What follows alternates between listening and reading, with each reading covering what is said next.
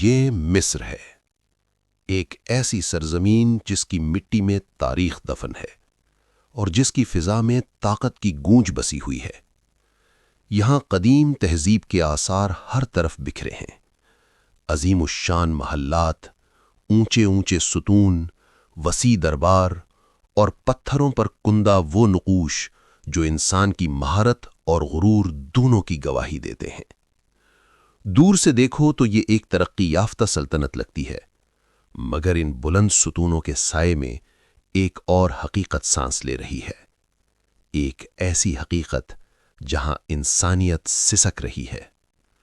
یہاں سڑکیں صاف ہیں مگر ضمیر گندے ہیں، یہاں خزانے بھرے ہیں مگر دل خالی ہیں، یہاں قانون لکھا جاتا ہے مگر انصاف دفن کر دیا جاتا ہے۔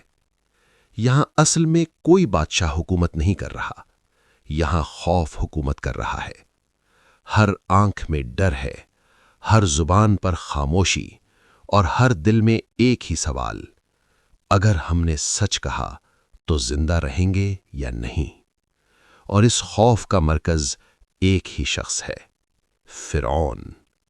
فرعون صرف ایک بادشاہ نہیں، ایک نظریہ، ایک غرور، ایک ایسا انسان جسے طاقت نے اندھا کر دیا ہے۔ وہ خود کو صرف حاکم نہیں سمجھتا، وہ خود کو معبود سمجھنے لگا ہے۔ وہ اپنے دربار میں کھڑا ہو کر اعلان کرتا ہے: میں تمہارا سب سے بڑا رب ہوں۔ یہ جملہ صرف الفاظ نہیں، یہ انسانیت کے خلاف اعلان جنگ ہے۔ اس کے محل میں سونا ہے، چاندی ہے، ریشم ہے اور دنیا کی ہر آسائش موجود ہے، مگر اس کی سلطنت میں رحم نہیں، عدل نہیں اور انسان کی کوئی قیمت نہیں۔ دوسری طرف بنی اسرائیل ہیں، ایک مظلوم قوم جو اسی زمین پر پیدا ہوئی مگر اسی زمین پر غلام بنا دی گئی۔ ان کی پیٹھوں پر کوڑے برستے ہیں، ان کے ہاتھوں میں بیڑیاں ہیں، ان کے قدموں میں زنجیریں اور ان کی آنکھوں میں صدیوں کی تھکن۔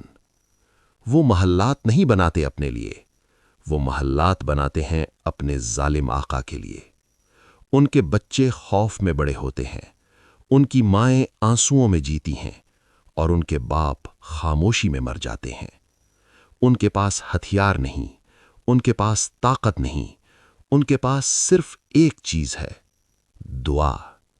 ایک ہی دعا جو رات کی خاموشی میں آسمان تک جاتی ہے: یا اللہ ہمیں نجات دے۔ اور یہی وہ دعا ہے جو تاریخ کا رخ بدلنے والی ہے۔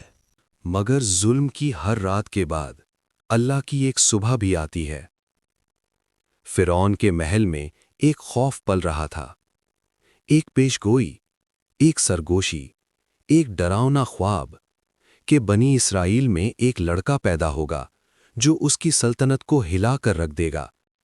اور فرعون جو خود کو خدا کہلوانے لگا تھا، اب ایک بچے سے ڈرنے لگا۔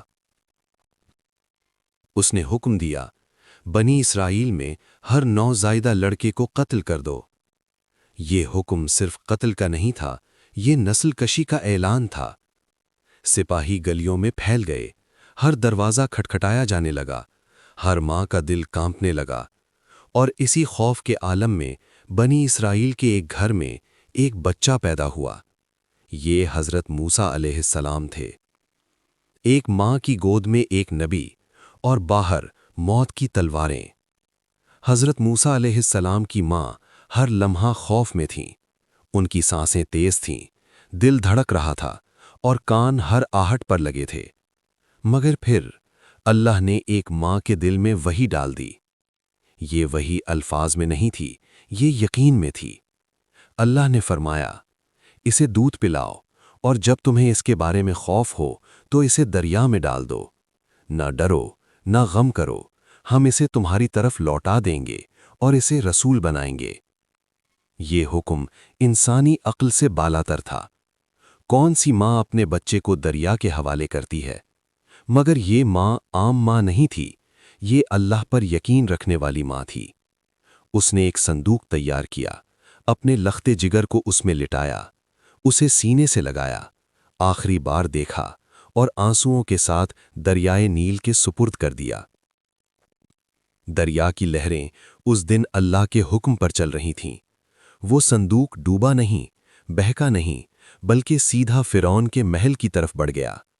वही महल जहां बनी इसराइल के बच्चे कत्ल किए जाते थे, वही महल जहां जुल्म के फैसले होते थे।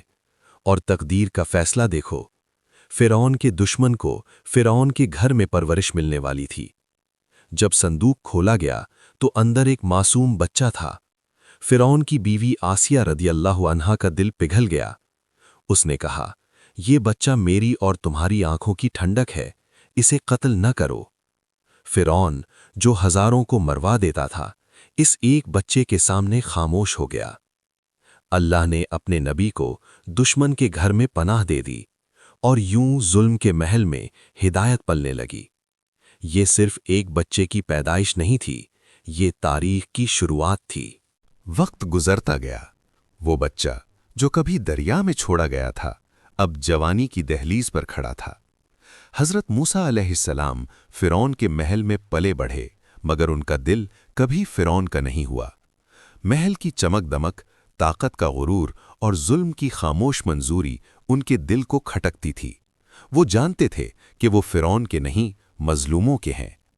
एक दिन हजरत मूसा अलैहिस्सलाम शहर में दाखिल हुए। ऐसे वक्त जब लोग गफलत में थे, वहां उन्होंने देखा एक किप्ती एक बनी इसराइली पर जुल्म कर रहा है। कोड़े बरस रहे थे, चीखें गूंज रही थीं और इर्द गिर्द खामोशी खड़ी थी। हजरत मूसा अलैहिस्सलाम का दिल ये मंजर बर्दाश्त न कर सका। उन्होंने मजलूम की मदद की और एक घूंसा मारा, मगर ये घूंसा अल्लाह की मशीयत से मौत का सबब बन गया। किप्ती मर गया। हजरत मूसा अलैहिस्सलाम साकित रह गए। ये उनका इरादा नहीं था, ये एक लम्हाती रद्द-ए-अमल था। उन्होंने फौरन कहा, ऐ मेरे रब, मैंने अपनी जान पर जुल्म किया, तू मुझे मुआफ फरमा। और अल्लाह ने अपने बंदे को मुआफ कर दिया। मगर शहर में ये खबर फैल गई। अगले दिन एक शख्स दौड़ता हुआ आया और कहा, ऐ मूसा, दरबारी तुम्हें कत्ल करने का इरादा रखते हैं, तुम फौरन शहर छोड़ दो। ये वक्त था मिस्र छोड़ने का। हजरत मूसा अलैहिस्सलाम खाली हाथ, अकेले और खौफ के आलम में मिस्र से निकले। उन्होंने कहा, ऐ मेरे रब, मुझे जालिम कौम से बचा ले। ये हिजरत कोई आरामदेह सफ़र नहीं थी। ये प्यास, तन्हाई और गैर यकीनी का रास्ता था। मगर जिसका सहारा अल्लाह हो, उसे रास्ता मिल ही जाता है। आखिरकार वो मदियन पहुंचे। वहां एक कुएं पर उन्होंने दो औरतों को देखा जो कमजोरी के बायस पीछे खड़ी थीं। हजरत मूसा अलैहिस्सलाम ने उनके लिए पानी पिलाया, न सिला मांगा, न पहचान बताई। ये किरदार अल्लाह को पसंद आया। उन्हें पनाह मिली, काम मिला और फिर निकाह हुआ। सालों तक हजरत मूसा अलैहिस्सलाम चरवाहे रहे। वहां सब्र सीखा, इनकिसारी सीखी और क़ियादत की तैयारी हुई। ये सब एक बड़ी जिम्मेदारी की तैयारी थी, क्योंकि अब अल्लाह का बुलावा आने वाला था। मदियन में बरसों गुजर चुके थे। तन्हाई, मेहनत और सब्र हजरत मूसा अलैहिस्सलाम को अंदर से बदल चुके थे। अब वो वही नौजवान नहीं थे जो कभी मिस्र से खौफजदा होकर निकले थे। अब उनके दिल में सुकून था, निगाह में वक़ार और रूह में अल्लाह पर मुकम्मल भरोसा। एक दिन हजरत मूसा अलैहिस्सलाम अपने अहले खाना के साथ मिस्र की तरफ रवाना हुए। ये एक लंबा और खामोश सफ़र था। रेगिस्तान फैला हुआ था, रात सर्द थी और आसमान पर अंधेरा गहरा होता जा रहा था। अचानक हजरत मूसा अलैहिस्सलाम ने दूर एक रोशनी देखी। उन्होंने अपने घर वालों से कहा, तुम यहीं ठहरो, मैंने एक आग देखी है, शायद मैं वहां से कोई खबर या जलाने के लिए अंगारा ले आऊं। वो नहीं जानते थे कि ये आग उनकी जिंदगी का रुख बदलने वाली थी। ये आम आग नहीं थी, ये अल्लाह की तजल्ली थी। जैसे ही हजरत मूसा अलैहिस्सलाम कोहे तूर के करीब पहुंचे, एक आवाज गूंजी। ऐसी आवाज जो न मशरिक की थी न मगरिब की, मगर सीधी दिल में उतरती थी। ए मूसा। हजरत मूसा अलैहिस्सलाम ठहर गए। दिल कांप गया, सांस रुक सी गई। फिर फरमाया गया, मैं ही अल्लाह हूं, तमाम जहानों का रब। ये लम्हा जमीन का नहीं था, ये आसमान का था। حضرت موسیٰ علیہ السلام کو حکم دیا گیا، اپنے جوتے اتار دو، تم وادی طوا میں ہو، یہ مقدس مقام ہے۔ یہ وہ مقام تھا جہاں ایک چرواہا نبی بن رہا تھا۔ اللہ نے فرمایا، میں نے تمہیں چن لیا ہے، جو وحی کی جا رہی ہے اسے غور سے سنو۔ پھر اللہ نے اپنی وحدانیت کا اعلان فرمایا، میرے سوا کوئی معبود نہیں، پس میری عبادت کرو اور میری یاد کے لیے نماز قائم کرو۔ حضرت موسیٰ علیہ السلام پر ذمہ داری کا وزن آ گیا۔ پھر حکم ہوا، فرعون کے پاس جاؤ، وہ سرکش ہو چکا ہے۔ یہ نام سنتے ہی ماضی کے زخم تازہ ہو گئے۔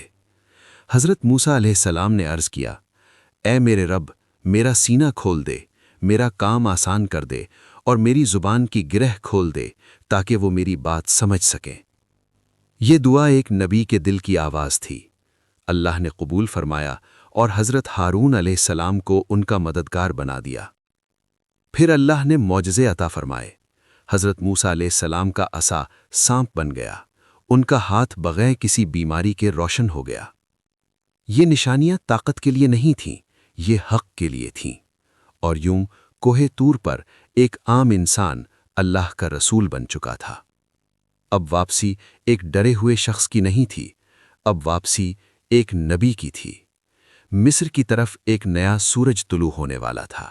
اب مصر کی فضا بدلنے والی تھی۔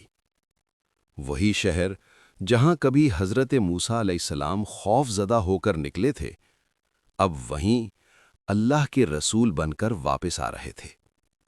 یہ واپسی خاموش نہیں تھی، یہ اعلان حق تھی۔ حضرت موسیٰ علیہ السلام اور حضرت ہارون علیہ السلام فرعون کے دربار میں داخل ہوئے۔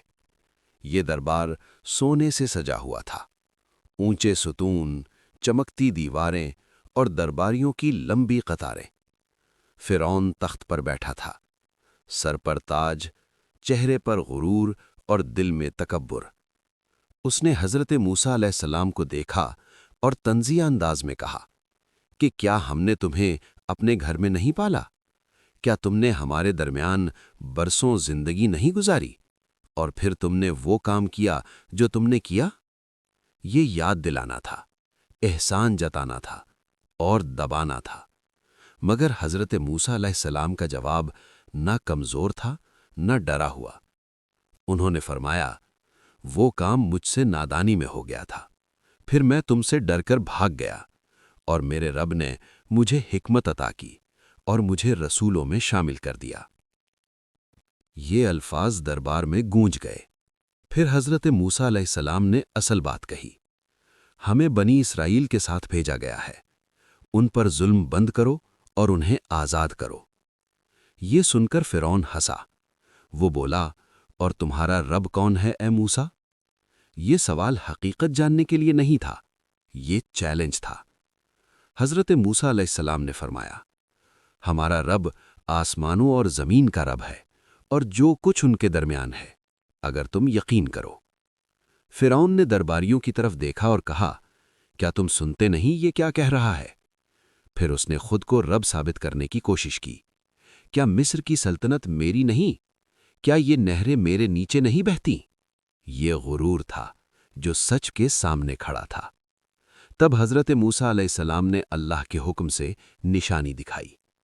انہوں نے اپنا عصا زمین پر ڈالا اور وہ ایک زبردست سانپ بن گیا۔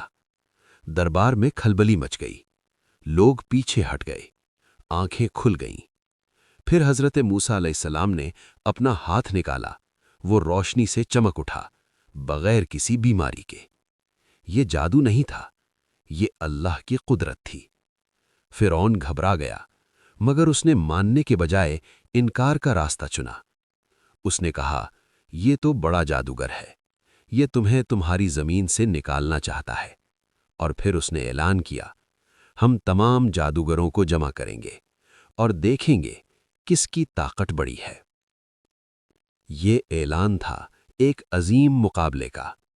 حق اور باطل آمنے سامنے آنے والے تھے۔ یہ صرف موسیٰ علیہ السلام اور فرعون کی لڑائی نہیں تھی، یہ ایمان اور غرور کا ٹکراؤ تھا۔ اور ابھی یہ کہانی ختم نہیں ہوئی تھی۔ مقرر کر دیا گیا۔ پورا مصر جمع تھا، چوک، میدان، چھتیں، گلیاں، ہر طرف لوگ ہی لوگ تھے۔ یہ کوئی عام دن نہیں تھا، یہ وہ دن تھا جب سچ اور جھوٹ کھلے عام آمنے سامنے آنے والے تھے۔ فرعون نے اپنے زمانے کے سب سے بڑے جادوگر جمع کیے۔ وہ جادوگر اپنی مہارت پر نازاں تھے۔ انہیں انعامات کا لالچ دیا گیا، قربت شاہی کا وعدہ کیا گیا۔ انہوں نے فرعون سے کہا، اگر ہم غالب آئے تو کیا ہم مقرب ہوں گے؟ فرعون نے کہا، ہاں، اور تم میرے خاص لوگوں میں شامل ہو جاؤ گے۔ طاقت کا لالچ ان کے دلوں میں بھر دیا گیا۔ حضرت موسیٰ علیہ السلام سیدھے سادے انداز میں میدان میں آئے۔ نہ کوئی لشکر، نہ کوئی ظاہری شان، صرف اللہ پر بھروسہ۔ جادوگروں نے کہا، اے موسیٰ، پہلے تم ڈالو گے یا ہم؟ حضرت موسیٰ علیہ السلام نے فرمایا، تم ہی ڈال دو۔ انہوں نے اپنی رسیاں اور لاٹھیاں پھینکیں اور لوگوں کی آنکھوں پر جادو چھا گیا۔ رسیاں سانپوں کی طرح بل کھانے لگیں۔ میدان میں شور مچ گیا۔ لوگ خوف زدہ ہو گئے۔ ایک لمحے کو ایسا لگا جیسے باطل غالب آ جائے گا، مگر اللہ نے اپنے نبی کے دل کو مضبوط کیا۔ حضرت موسیٰ علیہ السلام کو حکم ہوا، اپنا عصا ڈال دو۔ جیسے ہی عصا زمین پر پڑا، وہ کوئی خیالی سانپ نہیں تھا، وہ حقیقت تھا۔ وہ تمام جعلی سانپوں کو نگلتا چلا گیا۔ ایک لمحے میں جادو ختم ہو گیا۔ خاموشی چھا گئی۔ جادوگر سچ پہچان چکے تھے۔ یہ جادو نہیں تھا، یہ انسان کا کمال نہیں تھا، یہ رب کی قدرت تھی۔ وہ سب ایک ساتھ سجدے میں گر پڑے۔ انہوں نے کہا، ہم ایمان لائے ہارون اور موسیٰ کے رب پر۔ یہ منظر فرعون کے لیے ذلت تھا۔ وہ چیخ اٹھا، کیا تم نے میرے اجازت دینے سے پہلے ایمان لا لیا؟ وہ دھمکانے لگا، میں تمہارے ہاتھ اور پاؤں الٹے کاٹ دوں گا اور تمہیں سولی پر چڑھا دوں گا۔ مگر اب ان جادوگروں کے دل بدل چکے تھے۔ انہوں نے کہا، تو جو فیصلہ کرنا ہے کر لے، تو صرف دنیا کی زندگی کا فیصلہ کر سکتا ہے، ہم اپنے رب کی طرف لوٹنے والے ہیں۔ یہ وہ لوگ تھے جو صبح لالچ کے ساتھ آئے تھے اور شام ایمان کے ساتھ شہید ہو گئے تھے۔ یہ حق کی فتح تھی، خاموش مگر فیصلہ کن۔ مگر فرعون اب بھی نہیں مانا۔ اس کا غرور اور بڑھ گیا۔ اس نے ظلم تیز کر دیا۔ بنی اسرائیل پر آزمائشیں بڑھ گئیں، کوڑے، قید، قتل۔ مگر اب اللہ کا وعدہ قریب تھا۔ یہ کہانی اب اپنے آخری موڑ کی طرف بڑھ رہی تھی۔ فرعون کا دل اب پتھر بن چکا تھا۔ نشانیاں دیکھ کر بھی اس نے انکار کیا۔ حق واضح ہو چکا تھا، مگر غرور آنکھوں پر پردہ ڈال چکا تھا۔ پھر اللہ نے ایک کے بعد ایک عذاب بھیجنے شروع کیے۔ آسمان سے بارش نہیں بلکہ تباہی برسی۔ شدید طوفان آیا، کھیت برباد ہو گئے۔ پھر ٹڈیاں آئیں، ہر فصل کھا گئیں۔ پھر جوئیں پھیل گئیں، پھر مینڈک، پھر پانی خون میں بدل گیا۔ مصر چیخ اٹھا۔ ہر بار فرعون حضرت موسیٰ علیہ السلام سے کہتا کہ اگر یہ عذاب ہٹا دیا گیا تو ہم ایمان لے آئیں گے اور بنی اسرائیل کو چھوڑ دیں گے، اور جب عذاب ہٹ جاتا فرعون پھر مکر جاتا۔ یہ عذاب سزا نہیں تھے، یہ آخری وارننگ تھے۔ آخرکار اللہ کا حکم آ گیا۔ حضرت موسیٰ علیہ السلام سے فرمایا گیا، رات کے وقت میرے بندوں کو لے کر نکل جاؤ۔ یہ ہجرت خاموشی میں ہوئی۔ اندھیری رات، جلدی میں قدم، دلوں میں خوف اور امید دونوں۔ بنی اسرائیل صدیوں بعد غلامی سے نکل رہے تھے، مگر پیچھے گرد اٹھنے لگی۔ فرعون کو خبر مل گئی۔ اس نے چیخ کر حکم دیا، لشکر تیار کرو۔ گھوڑے، رتھ، ہتھیار اور غرور سے بھرے دل۔ فرعون اپنی پوری طاقت کے ساتھ پیچھے آ رہا تھا۔ سامنے سمندر تھا، پیچھے فرعون کا لشکر۔ بنی اسرائیل گھبرا گئے۔ انہوں نے کہا، اے موسیٰ، ہم پکڑے گئے۔ یہ وہ لمحہ تھا جہاں انسانی عقل ختم ہو جاتی ہے۔ حضرت موسیٰ علیہ السلام نے کہا، ہرگز نہیں، میرا رب میرے ساتھ ہے، وہ مجھے راستہ دکھائے گا۔ اللہ کا حکم ہوا، اے موسیٰ، اپنا عصا سمندر پر مارو۔ عصا اٹھا اور سمندر پھٹ گیا، پانی دیواروں کی طرح دائیں بائیں کھڑا ہو گیا، بیچ میں خشک راستہ بن گیا۔